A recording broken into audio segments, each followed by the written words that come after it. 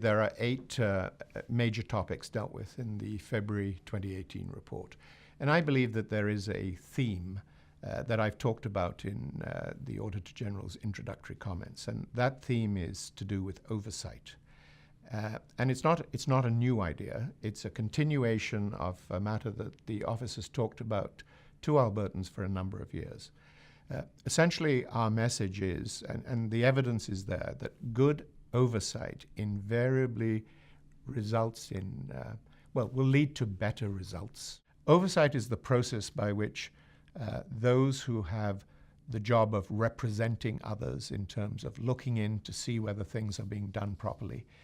Good oversight requires the overseer to be vigilant, to check that processes that have been put in place, including accountability for results processes, that they are in fact working, and also to signal preferred behavior. The evidence is that if there is good oversight done in that way, it will invariably lead to good results. The most important overseer in my mind, overseers are the people that the Audit Office actually works for. We work for members of the Legislative Assembly and Albertans, helping them in their oversight of government action. And so at the highest level, in a way, the ultimate overseer is Albertans themselves, as represented by their MLAs. But then within government, you have oversight which is in place. Government ministers, together with their deputy ministers, have oversight of their departments, and also, most importantly, oversight of the agencies, boards, and commissions that have been put in place to deliver government programs. 2 examples that in my introductory comments of where I believe oversight has worked well. The first is the Climate Leadership Plan.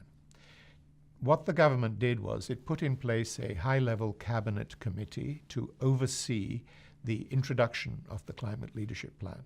And I believe that high-level cabinet oversight committee did make a difference. I think it brought all of the elements of good oversight into play. And although I can't demonstrate it, I believe that oversight can be seen in the results that we record in our audit of climate change, which is a good launch, if I can put it that way, to the Climate Leadership Plan. A second example of where oversight is working can be seen in our report card on post-secondary institutions. So in this February report, the report card doesn't cover all of the institutions, but most of them.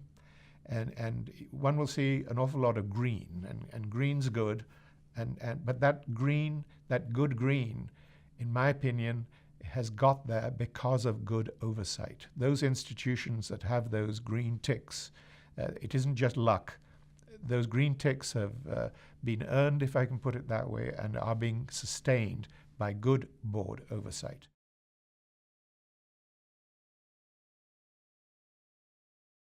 The first would be it's a topic called the Class Size Initiative. So this is an initiative that was launched about 13 years ago. Over those 13 years, Albertans have paid $2.7 billion.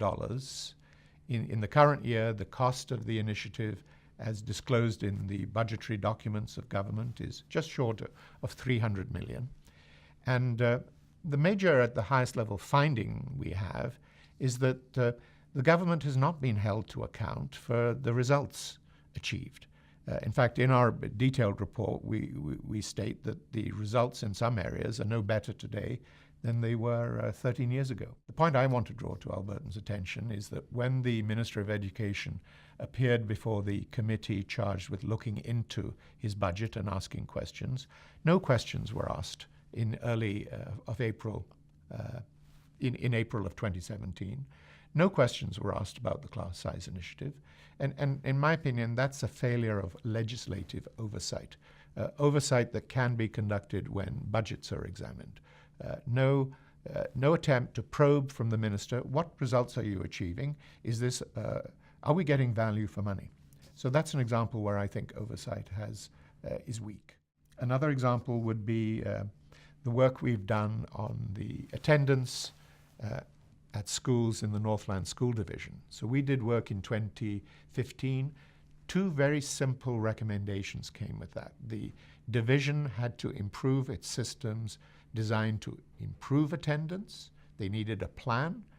But most importantly, a second recommendation to the Department of Education.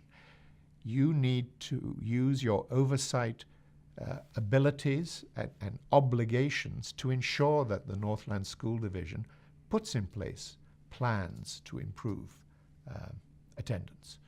We're reporting that although many things have been done since 2015, that oversight has not resulted in what we would call an actionable plan. I think it's about to come, but it's taken time, and I think more vigorous oversight could in fact have resulted in a plan being in place earlier than it's going to be. So there's another example of what I would characterize as weak oversight.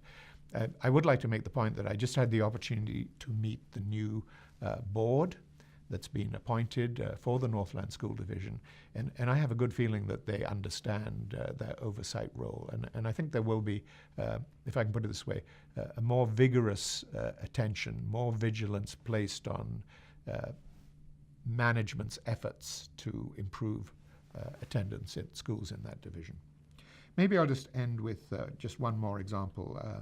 That's the government's commercial vehicle safety program. So that's managed by the Department of Transportation. We've just had to repeat a recommendation for the second time. And the recommendation is essentially you need to do a better job of holding non-compliant carriers to account in whatever the rules and regulations allow you to do. But the oversight with respect to and the processes to ensure compliance with those safety regulations are not what they should be.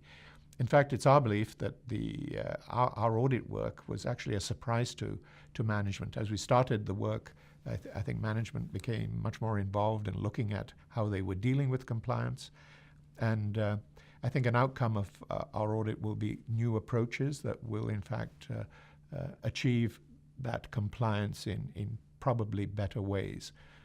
But essentially, I'm citing this as what I would call a failure of oversight in terms of the senior members of the department and the minister understanding how their compliance activities were in fact working.